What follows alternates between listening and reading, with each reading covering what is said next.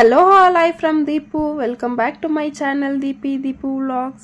எல்லாரும் சந்தோஷமாவும் ஆரோக்கியமாவும் இருக்கீங்க நம்புறேன். நம்ம வீடியோ யாரனா புதுசா பார்க்கறீங்கன்னா மறக்காம Subscribe பண்ணிக்கோங்க. வாங்க இப்போ வீடியோக்குள்ள போலாம். எனக்கு ஒரு ஹாபிட் இருக்கு. எதனா ஸ்பெஷல் டேஸ் இல்ல எதனா ஃபங்க்ஷன்ஸ்ல எதனா ஒரு டெசர்ட் பண்ணுவேன். சோ நாளைக்கு என்னோட பர்த்டேன்றதால எனக்கு பிடிச்சத பண்ணிருக்கேன். எப்பயுமே நான் கேசரி பாயாசம் இது போல தான் பண்ணுவேன். So இந்த தடவை எனக்கு பிடிச்ச மாதிரி பவுண்டி பார் சாக்லேட் ட்ரை பண்ணிருக்கேன். அதுக்கு ஃபர்ஸ்ட் ஒரு தேங்காய் ஒடிச்சி இது போல பின்னாடி இருக்கிற அந்த பிரவுன் கலர்ல நல்லா சீவி எடுத்துக்கணும் எல்லா தேங்காயுமே. அதுக்கு அப்புறம் ஒரு மிக்ஸில போட்டு நல்லா கிரைண்ட் பண்ணி இது போல எடுத்துக்கணும். அதுக்கு அப்புறம் ஒரு pan வெச்சு நம்ம இது போல கிரைண்ட் பண்ணி எடுத்துக்கிற தேங்காவை எண்ணெய் எதுவும் ஊத்தாம நல்லா ஃப்ரை பண்ணனும். தேங்காயில இருக்கிற அந்த ஈரத்தன்மை எல்லாம் ஃபுல்லா கம்ப்ளீட்டா போய் நல்லா உதிரியா ஆவணும் தேங்காய். உங்ககிட்ட டெசிகேட்டட் கோகனட் இருந்தா வேலை இன்னும் ஈஸியா முடியும். இது போல ஃப்ரை பண்ண வேண்டாம். எனக்கு டெசிகேட்டட் கோகனட் வேண்டாம். வீட்ல இருக்கிற கோகனட்லயே செய்யலாம்னு இருந்தால நான் வீட்ல இருக்கிற கோகனட்ல செஞ்சிருக்கேன். இது போல நல்லா உதிரியா ஆயிடணும் தேங்காய். கலர் மாற கூடாது. இப்போ தேங்காய் நல்லா ஃப்ரை ஆயிடுச்சு. ஒரு பிளேட்ல மாத்தி ஆற வெச்சுக்கலாம்.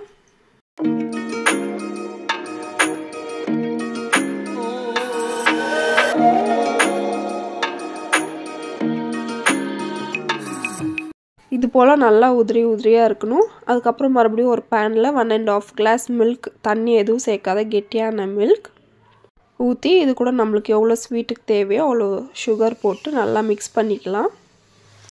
நல்லா கைவிடாத mix பண்ணிட்டே இருக்கணும். sugar கம்ப்ளீட்டா கரைஞ்சிடணும். அதுக்கு அப்புறம் ஒரு கொதி வந்ததுக்கு அப்புறம் நம்ம ஆற வச்சிருக்கிற தேங்காவை இந்த பால்லே கொட்டி நல்லா mix பண்ணனும் கைவிடாத.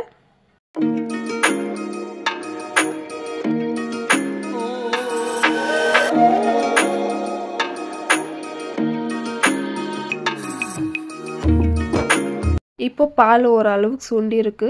நல்லா ஒரு அல்வா கன்சிஸ்டன்சிக்கு வரணும். நம்ம கையில தொட்டா கையில ஒட்டிக்க கூடாது தேங்காய். அது போல ஆகணும். அது வரைக்கும் நல்லா கைவிடாத mix பண்ணிட்டே இருக்கலாம். இப்போ ஸ்டவ் ஆஃப் பண்ணி நல்லா ஒரு ஃபேனுக்கு கீழ கம்ப்ளீட்டா சூடே இல்லாத மாதிரி ஆறிடணும். அதுக்கு அப்புறம் நம்ம கையில எடுத்து ஷேப் கொடுத்துக்கலாம் கோகனட்க்கு. நல்லா ஒரு பவுண்டி பார் ஷேப்க்கு எடுத்துட்டு வரணும். ரொம்ப ஹார்டா பண்ணாம ஜென்டலா கொஞ்சம் லைட்டா பண்ணா நல்லா ஷேப் வரும்.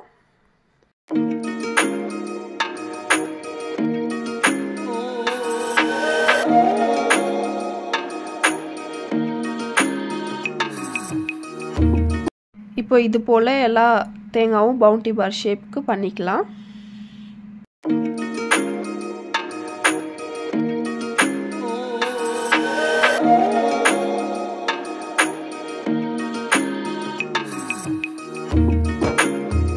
இப்போ ஒரு பிளேட்ல இந்த மாதிரி பார்ச்சூன் பேப்பர் போட்டு நம்ம செஞ்சு வச்சிருக்கிற கோகனட் ஷேப்ஸ் எடுத்து இதல அடக்கி 1 hour ஆச்சு நம்ம ஃப்ரிட்ஜ்ல வெச்சு ஃப்ரீஸ் பண்ணனும்.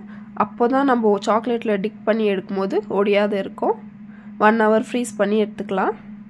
போல ஒரு பவுல் எடுத்துக்கலாம். இதல நல்லா சூடான தண்ணி ஊத்தி அதுக்கு மேல ஒரு கப் வெச்சு அதுல நம்ம மில்க் காம்பவுண்ட் சாக்லேட் எடுத்துர்க்கேன் நான். அது குட்டி குட்டியா கட் பண்ணி இது போல போட்டுக்கலாம். அப்போ ஈஸியா மெல்ட் ஆயிடும். இப்போ இது போல நல்லா கைவிடாத mix பண்ணிட்டே இருந்தோம்னா சீக்கிரமா மெல்ட் ஆயிடும். இப்போ இது போல எந்த லம்ஸும் இல்லாத நல்லா மெல்ட் ஆயிருக்கணும். அதுக்கு அப்புறம் நம்ம 1.5 ஹவருக்கு மேல ஃப்ரிட்ஜ்ல வச்சிருந்த கோகனட் எடுத்து இதுக்குள்ள டிப் பண்ணி மறுபடியும் அதே பார்ச்சூன் பேப்பர்ல வெச்சு மறுபடியும் ஃப்ரிட்ஜ்ல ஒரு 5 minutes போல வெச்சு எடுத்தோம்னா நம்ம சாக்லேட் ரெடி ஆயிடும். இப்போ 5 minutes ஃப்ரிட்ஜ்ல வெச்சு எடுத்துட்டேன் சாக்லேட். இப்போ பாத்தீங்கன்னா சாக்லேட் ரொம்ப நல்லா வந்திருக்கு.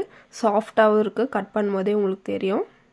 And நம்ம வீடியோஸ் பிடிச்சிருந்தா மறக்காம Subscribe பண்ணுங்க, லைக் பண்ணுங்க, கமெண்ட் பண்ணுங்க. பை.